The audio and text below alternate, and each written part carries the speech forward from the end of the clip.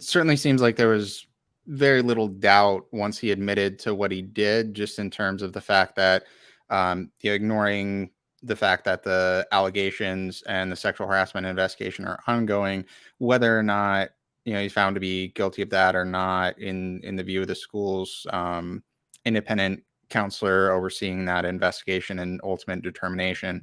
Frankly, his conduct is certainly unbecoming of the office and violates his contract terms.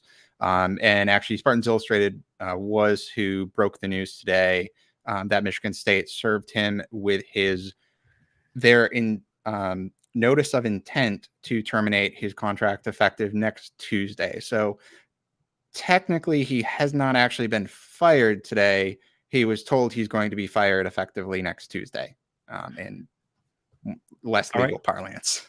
All right, folks, you heard it right there. So to dig deeper on this and get the full details, Spartans Illustrated, the first to break this. So check out their work, and that's just SpartansIllustrated.com.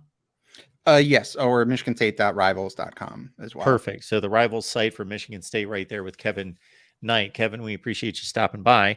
So before we get to football, we'll dive a little bit deeper into this, although, I think it's fairly cut and dry, because when this story broke, and then that was late Saturday night a week ago, and then we dug into it on Sunday, had some folks on and read through all the various reports. My thought was, okay, after Mel Tucker then made his statement rebuffing a lot of the allegations to an extent, at least from a consensual standpoint, I thought, okay, he's still going to get fired because this is unethical, unsavory behavior for a married man, and to be conducting himself this way also with not an employee of the university, but as it's stated in the statement by the athletic director Haller that you guys posted today as well.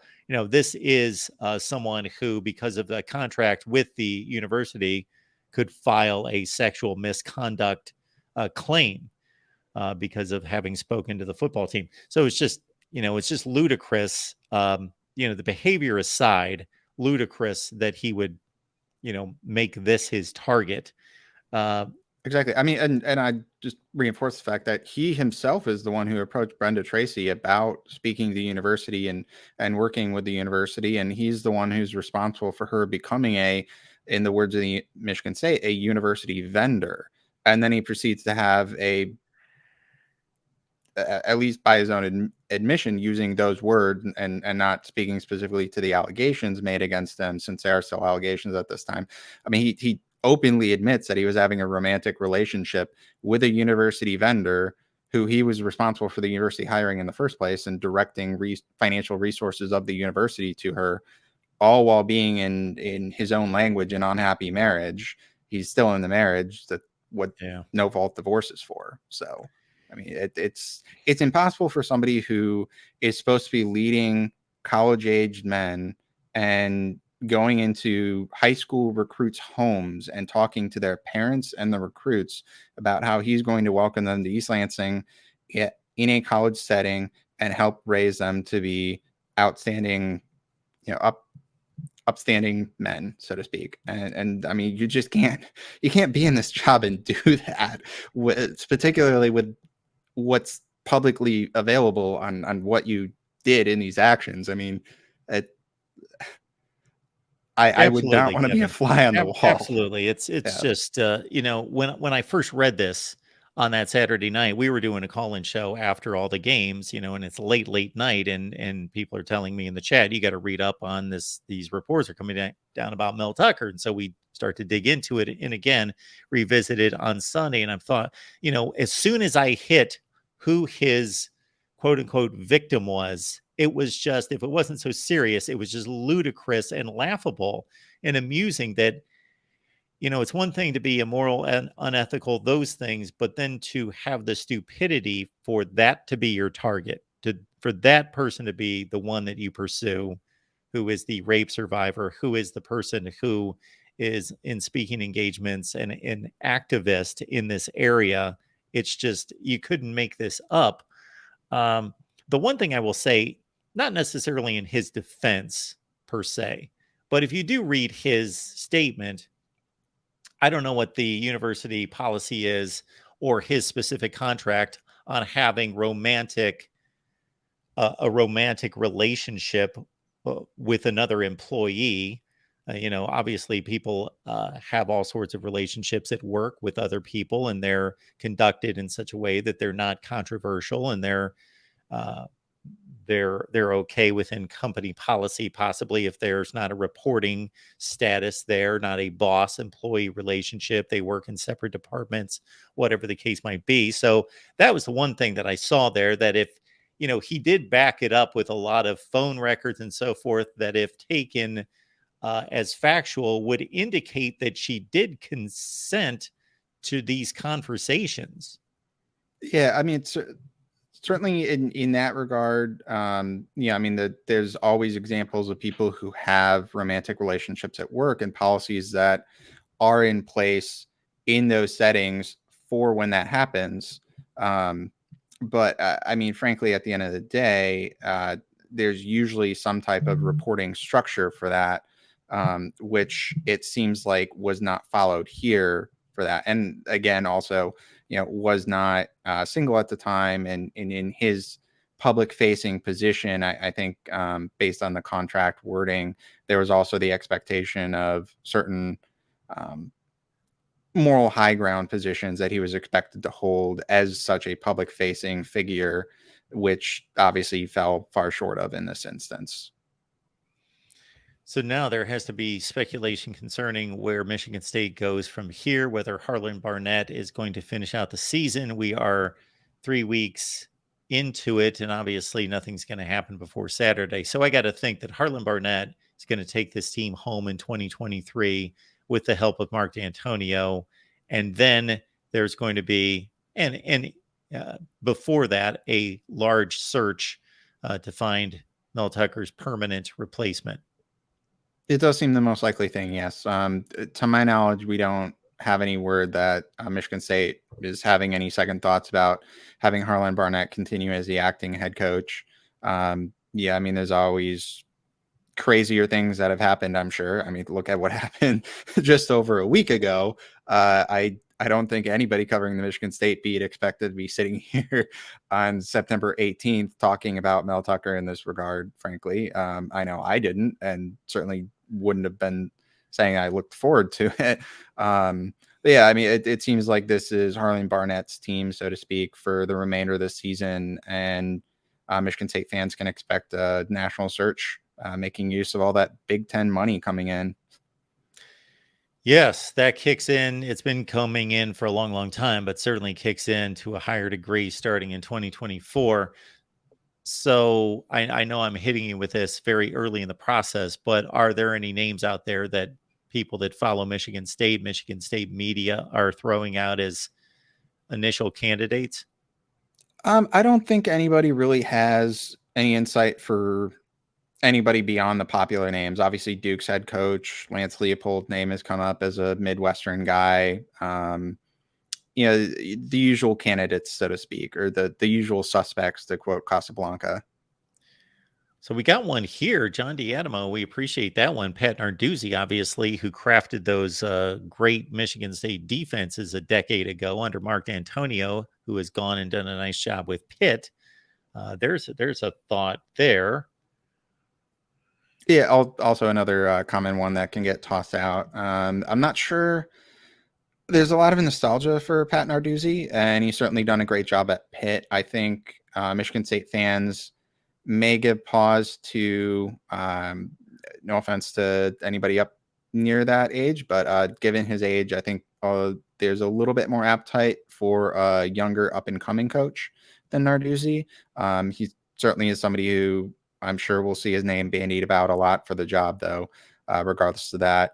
One thing that I would be interested too is whether or not he has any interest in it, because again, it felt like in 2019, or rather 2020, the final season under D'Antoni in 2019, Narduzzi may have been less than enthusiastic about some of the fans' attitude towards what Mark D'Antonio, or what they were saying about Mark D'Antonio on his way out, and given their close relationship. I don't know if that soured him permanently to the Michigan State fan base or not. Hey, Kevin, one positive in all this is usually when there's a scandal, there is some systemic nature of it, whether it's deeply rooted, or it's that there are others involved, or that whether they were involved and active, they at least took part in it, whether again actively or passively knew about it. And this is just simply a case where Mel Tucker went off the rails. It was his issue, his ethical, his immoral conduct. He's out, and there's not a mess to clean up like there was Penn State, Northwestern, and other situations. Yeah, I mean, Larry Nasser obviously comes to mind at Michigan State, even. But no, I mean, there was a just astounding number of failures at all levels for Larry Nasser, from the FBI to local law enforcement to Michigan State's process. And even when things were brought forward, people didn't follow through on procedures that were put in place to protect people. It is an abomination that it happened. It's horrible. The two lone bright spots in this instance is that it's not a systemic problem. It's Mel Tucker acting like, to be frank, an outright idiot slash, possibly worse, depending on the outcome of the hearing for the allegations against them. And it's been handled, as far as we can tell, by the book, minus the fact that a trustee may have leaked her name to the press, which is one concerning thing. And Michigan State did begin an investigation into that, using Jones Day as an outside law firm to see if those allegations that her name was leaked by a board of trustee member are true. I would point out Michigan State doesn't have any control over who's on the board of trustees. That would be the general population of the state of Michigan who votes on them. So one thing to keep in mind as well. Gotcha. And Kevin, I'm sure from a football standpoint, had this happened, let's say 15, 16 months ago at the conclusion of the 21 season, the Peach Bowl win, top 10 finish, 11-2, that you think you got the guy, and this is going to be the guy that's going to be the head coach for a long, long time, that there's more of a regret there just from a football standpoint. But considering what the recruiting's been, a lot of transfer losses, obviously 5-7 last year, and not much hope for this being much of a season, that I got to think that Michigan State fans, again, strictly from a football standpoint, aren't necessarily unhappy to see him go. Yeah, I mean, I'm sure that there are some people who nobody's happy about how it happened. I would not be surprised if a large swath of the fan base is not unhappy to see him go, though, so to speak. Very important distinction. Nobody's happy how it happened, but I'm sure plenty of people are not unhappy to see him go. And frankly, I mean, based on his conduct alone, certainly not sad to see him go as well. It's a very disappointing exit from what in 2021 seemed like a storybook career to that point. And things are cooking in East Lansing. He's doing well. He gets one of the top contracts in the country. Says all these wonderful things in terms of image and self-promotion and things like that. And I mean, talk about a fall from grace, so to speak. So Absolutely. And we've seen two in the Big Ten just in a couple months with Pat Fitzgerald as well.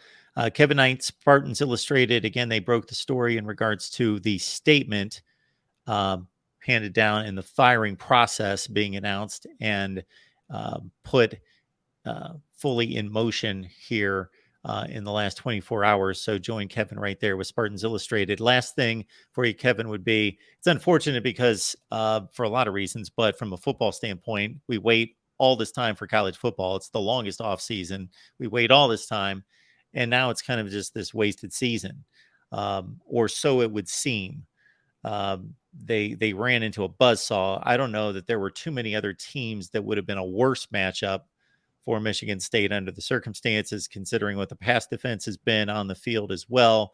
And they run into Washington and get ripped for over 700 yards, 41-7. So this has the feel of some other kind of sundry situations at other places where the guy that's kind of counted on to carry it through is a guy that is connected to Michigan State, played there, alma mater, in Harlan Barnett. So maybe a little bit more of a family mentality that, hey, this is my school, this is my team, this is where I played. Let's see it through a difficult time and see what they can salvage and trying to recoup a recruiting class as well going into the next cycle. Yeah, I mean, definitely, it'll be interesting to see what happens with the recruits, and for that matter, what happens with the current roster when the transfer portal opens for them starting next Tuesday, when the termination of Mel Tucker actually takes effect. That will be the date that the 30-day window begins for those players. But yeah, I mean, Harlan Barnett during his press conference today was very thankful for the experience. Had a ton of praise for the players. Uh, I don't know how much we want to take his word for it now, but I mean, Mel Tucker was claiming about how this was the most talented team he's seen during his tenure in East Lansing going into the season. Uh, Clearly not his team anymore. But yeah, I mean, it'll be an interesting experience to see. I think there's still plenty of football left to play, and certainly a bowl game at minimum for Michigan State, still within reach. But yeah, that was, as an airline geek a little bit, I'd say it's a little unfortunate that the teams were Washington and Michigan State, because it would have been a great opportunity for United to make jokes about flying the friendly skies instead of faking a hot tub on a 787 like they did with Colorado a while ago, since they've got the Denver hub. But you got Delta in Michigan and Delta in Alaska and Seattle, so lost marketing opportunity. There it is. Mel Tucker out of a lot of money, most likely $77 million, 78, 79, something in that range. Kevin Knight, Spartans Illustrated. You heard the obvious knowledge and insight into this situation in Michigan State football and athletics.